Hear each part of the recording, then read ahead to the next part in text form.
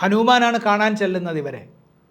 ഹനുമാൻ കാണാൻ ചെല്ലുമ്പോൾ ഹനുമാൻ്റെ അന്തരംഗത്തിൽ ഇവരെ കാണുമ്പോൾ തന്നെ വിചാരമുണ്ടാകുന്നു ഇവരങ്ങനെ ഒരു കുഴപ്പക്കാരാവാൻ സാധ്യതയില്ല എന്ന്.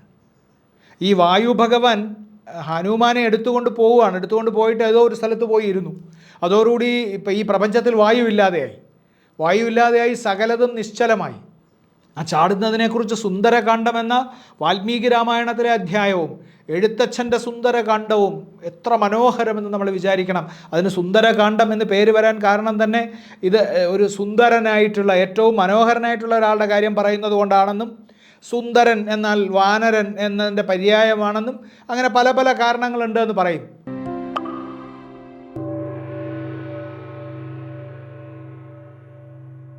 ഹനുമാനെക്കുറിച്ച് ഇനിയും ധാരാളം പറയേണ്ടിയിരിക്കുന്നു. ഹനുമാൻ എങ്ങനെയാണ് ശ്രീരാമനെ ആദ്യമായിട്ട് കാണുന്നത്? സീതാന്വേഷണത്തിൻ്റെ ഭാഗമായി സഞ്ചരിച്ച് ചെല്ലുമ്പോൾ ഹനുമാൻ സുഗ്രീവൻ ഇഷ്യമൂകാചലം എന്ന് പറയുന്ന പർവ്വതത്തിൻ്റെ മുകളിൽ ഇരിക്കുകയാണ്. കുറച്ചു മന്ത്രിമാരുമായിട്ട് സ്വന്തം സഹോദരനായ ബാലിയാൽ ആക്രമിക്കപ്പെട്ട് അതിൽ നിന്ന് രക്ഷപ്പെടാൻ ബാലിക്ക് കയറാൻ പറ്റാത്ത ഇഷ്യമൂകാചലത്തിൽ പോയിരിക്കുകയാണ്. ബാലികേറാമല എന്ന് നമുക്കൊരു പ്രയോഗം തന്നെ ഉണ്ടല്ലോ, അത് ബാലികേറാമലയാണ്. ഒരു ശാപം കൊണ്ട് അവിടേക്ക് പ്രവേശിക്കാൻ പറ്റുന്നില്ല ഇഷ്യമൂകാചലത്തിൽ. അവിടെ ഇരിക്കുകയാണ്.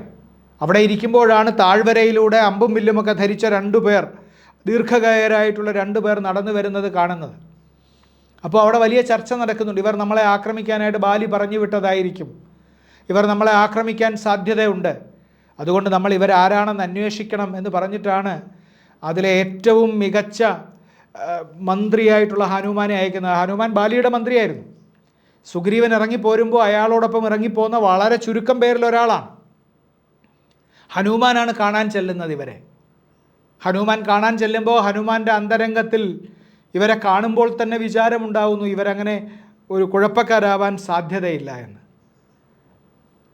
ഹനുമാനെ കാണുമ്പോൾ എഴുത്തച്ഛൻ്റെ രാമായണത്തിൽ ശ്രീരാമൻ പറയുമല്ലോ, പശ്യ സഖേ വടുരൂപിണം എന്ന് പറഞ്ഞ് കാണുന്നുണ്ടല്ലോ. ഇതൊരു ബ്രാഹ്മണ ബാലൻ്റെ രൂപത്തിലാണ് ചെല്ലുന്നത്. ഹനുമാൻ അഷ്ടൈശ്വര്യ സിദ്ധികളുണ്ടെന്നറിയാമല്ലോ.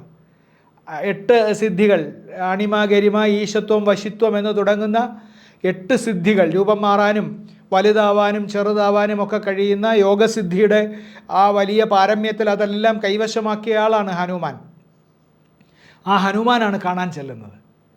ആ ഹനുമാൻ കാണാൻ ചെല്ലുമ്പോൾ കണ്ടു ചെന്നിട്ട് ആദ്യമായിട്ട് സംസാരിക്കുമ്പോൾ ശ്രീരാമൻ പറയുന്നുണ്ട്, നല്ല വൈയാകരണൻ വടു നിർണയം എന്ന്. ഹനുമാൻ സൂര്യനോടൊപ്പം ഉദയം മുതൽ അസ്തമയം വരെ ഒപ്പം സഞ്ചരിച്ചിട്ട് വ്യാകരണവും നിരുക്തവും അങ്ങനെയുള്ള എല്ലാ സകല ശാസ്ത്രങ്ങളും ഒപ്പം നടന്ന് അഭ്യസിച്ച ആളാണ്.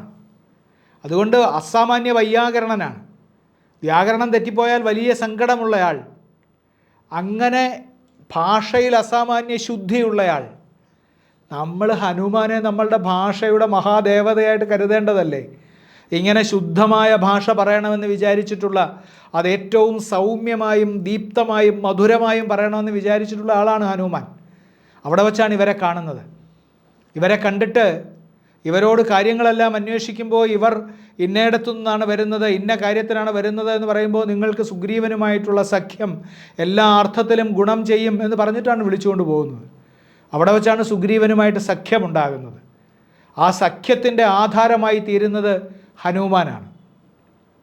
ഹനുമാൻ്റെ ജനനകഥ വാൽമീകി രാമായണത്തിലുണ്ട്. അത് പറയുന്നത് അഗസ്ത്യനാണ്. ഹനുമാൻ്റെ സാന്നിധ്യത്തിലാണ് പറഞ്ഞു കൊടുക്കുന്നത് ഹനുമാൻ എങ്ങനെയാണ് ഇങ്ങനെ ഉണ്ടായതെന്ന്. ചെറിയ കുഞ്ഞായി ജനിക്കുമ്പോൾ തന്നെ സൂര്യൻ ഉദിച്ചു വരുമ്പോൾ അത് ചെറിയ ഒരു പഴമാണെന്ന് വിചാരിച്ചിട്ട് നേരെ സൂര്യന് നേരെ ചാടി എന്നാണല്ലോ. ഇടശ്ശേരി പറയും, കൂരിപ്പഴമോ ബാലാദിത്യൻ എന്ന്. നിനക്ക് കൂരിപ്പഴം എന്ന് പറഞ്ഞാൽ ചെറിയ പഴമാണോ ഈ ഉദിച്ചു വരുന്ന സൂര്യൻ എന്ന് ശങ്കിച്ചിട്ട് ചാടാൻ ശ്രമിക്കുകയും, അപ്പോൾ ഇന്ദ്രനോട് ഇയാളൊരു ചാടി വരുന്നുവെന്ന് ഇന്ദ്രനോട് ചെന്ന് ആരോ പറയുകയും, അങ്ങനെ ഇന്ദ്രൻ വന്നിട്ട് ഈ വജ്രായുധം ഉപയോഗിച്ച് ഈ ഹനു കവിൾത്തട്ടിൽ അടി കൊണ്ടിട്ട് താഴെ വീണ് പോവുകയാണല്ലോ ചെയ്യുന്നത്, ബോധരഹിതനായിട്ട് അല്ലെങ്കിൽ മൃതനായിട്ട്. ഇദ്ദേഹത്തിൻ്റെ പിതാവായിട്ടുള്ള വായു ഭഗവാൻ, ഈ വായു ഭഗവാൻ ഹനുമാനെ എടുത്തുകൊണ്ട് പോയിട്ട് ഏതോ ഒരു സ്ഥലത്ത് പോയി ഇരുന്നു. അതോടുകൂടി ഇപ്പം ഈ പ്രപഞ്ചത്തിൽ വായുവില്ലാതെയായി സകലതും നിശ്ചലമായി. ജീവിതം നടക്കാതെ ആയപ്പോഴാണ് വായുവുമായിട്ടൊരു ഒത്തുതീർപ്പുണ്ടാക്കിയിട്ട് ജീവൻ തിരിച്ചു കൊടുക്കുകയും മേലിൽ വജ്രായുധം ബാധിക്കില്ല എന്ന് വരം കൊടുക്കുകയും ചെയ്താണ് ഹനുമാൻ വളർന്നു വരുന്നത്. അങ്ങനെ വളർന്നു വന്നിട്ട് അദ്ദേഹത്തിനൊരു ശാപവും കൂടെ ലഭിച്ചിട്ടുണ്ട്. അതുകൊണ്ട് എപ്പോഴും നിൻ്റെ ശക്തി നിനക്ക് ഓർമ്മയില്ലാതെ പോകട്ടെ, എപ്പോഴെങ്കിലും നിൻ്റെ ശക്തി ഓർമ്മിപ്പിക്കപ്പെടുമ്പോൾ മാത്രമേ നിനക്ക് പിന്നീട് ആ ശക്തി ലഭിക്കൂ എന്ന് പറഞ്ഞിട്ട് അതിസാധാരണനായിട്ടാണ് ജീവിക്കുന്നത് കേട്ടോ. അപ്പോൾ അവിടെ നിന്നാണ് ഇത് ആരംഭിക്കുന്നത്. ഈ സുഗ്രീവ സഖ്യത്തിൽ നിന്നാണ് ആരംഭിക്കുന്നത്. ഈ സുഗ്രീവ സഖ്യത്തിൽ നിന്ന് ആരംഭിച്ചിട്ട് തെക്കേ ദിക്കിലേക്ക് പോയ വാനരസംഘത്തിലൊരു അംഗമായിട്ടാണ് പോകുന്നത്. ആ വാനരസംഘത്തിലൊരു അംഗമായിട്ട് പോയിട്ട് ഇദ്ദേഹം അതിസാധാരണനായിട്ട് തന്നെയാണ് അവിടെ ഇരിക്കുന്നത്. അവിടെ ചെന്ന് സമുദ്രലംഘനത്തിന് സാധ്യതയുണ്ടോ എന്ന് അന്വേഷിക്കുമ്പോൾ സീത അവിടെ ഉണ്ട് എന്ന് മനസ്സിലാക്കിയിട്ട് സമ്പാദി പറഞ്ഞ് മനസ്സിലാക്കിയിട്ട് സമുദ്രലംഘനത്തിന് സാധ്യത ഉണ്ടോ എന്ന് അന്വേഷിക്കുമ്പോൾ ഒരനക്കവുമില്ലാതെ ഒരിടത്ത് ഇരിക്കുകയാണ് അദ്ദേഹം. ഒന്നും മിണ്ടുന്നില്ല. കാരണം തനിക്കിത് പറ്റില്ല എന്നാണല്ലോ വിചാരിച്ചിരിക്കുന്നത്. അവിടെ ഞാൻ 100 യോജന ചാടാം, ഞാൻ 200 യോജന ചാടാം, ഞാൻ എങ്ങനെ ചെയ്യാം എന്നൊക്കെ പലരും പറയുമ്പോൾ അതിൽ അംഗദൻ പറയുന്നുണ്ട്, ബാലിയുടെ മകൻ, ഞാൻ ചാടി അപ്പുറത്തേക്ക് പോകാം, പക്ഷേ എനിക്ക് തിരിച്ച് ഇങ്ങോട്ട് ചാടാൻ പറ്റുമോ എന്ന് സംശയമാണെന്നൊക്കെ അയാൾ പറയുന്നുണ്ട്. മാത്രമല്ല അയാൾക്ക് സുഗ്രീവനോട് തീർത്താൽ തീരാത്ത ശത്രുതയുണ്ട്. അയാളുടെ അച്ഛനെ നിഗ്രഹിച്ച ആളാണ്. അതുകൊണ്ട് അയാൾ സുഗ്രീവനെ അയാൾ ഭയങ്കര ഭീകരമായിട്ട് വാൽമീകി രാമായണത്തിൽ സുഗ്രീവനെ ഭത്സിക്കുന്നുണ്ട്. ആ സ്ഥലത്തൊക്കെ ഹനുമാനാണ് ഇടപെടുന്നത്. അവിടെയൊക്കെയുള്ള ഹനുമാൻ സംസാരിക്കുന്നത് നമ്മൾ കേട്ടു നോക്കണം, നമ്മളൊന്ന് വായിച്ചു നോക്കണം. അപ്പോഴാണ് നമുക്ക് മനസ്സിലാവുക നമ്മളുടെ ഈ മോട്ടിവേഷൻ എന്നൊക്കെ പറഞ്ഞ് നമ്മളിപ്പോൾ നടത്തുന്ന മഹാസാഹസങ്ങളൊക്കെ എത്ര നിഷ്പ്രഭമാണ് ഇതിൻ്റെ മുന്നിലെന്ന്. ഹനുമാൻ പറയുന്നുണ്ട്, നിങ്ങൾക്ക് എന്തെങ്കിലും ചെയ്യാൻ ആഗ്രഹിക്കുമ്പോൾ നിങ്ങൾക്ക് ഇച്ഛാഭംഗമുണ്ടായാൽ ആ ഇച്ഛാഭംഗം നിങ്ങളെ തളർത്തുകയും നശിപ്പിക്കുകയും ചെയ്യും, പ്രവർത്തിക്കുകയാണ് വേണ്ടത് എന്ന് പറഞ്ഞ് അംഗദനെ ഉത്സാഹിപ്പിക്കാൻ ശ്രമിക്കുന്നുണ്ട്. അംഗദനെ ഉത്സാഹിപ്പിക്കാൻ ശ്രമിക്കുമ്പോൾ അംഗദൻ പിന്നെയും സുഗ്രീവനെ ഫൽസിക്കുന്നുണ്ട്. അവിടുന്നാണ് പിന്നെയും അയാളെ പറഞ്ഞ് മനസ്സിലാക്കിയിട്ടാണ് കൊണ്ടുവരുന്നത്. അപ്പോഴാണ് ജാംബവാൻ എന്ന അതിലേറ്റവും പ്രായം ചെന്ന വാനരൻ ഹനുമാനോട് തൻ്റെ ജന്മകഥയും താൻ അസാമാന്യ ശക്തിമാനാണെന്നും സൂര്യനെ ഇങ്ങനെ കുഞ്ഞുനാളിൽ തന്നെ പോയി പിടിക്കാൻ ശ്രമിച്ചിട്ടുണ്ടെന്നും ഒക്കെ പറഞ്ഞ് പ്രോത്സാഹിപ്പിക്കുന്നത്.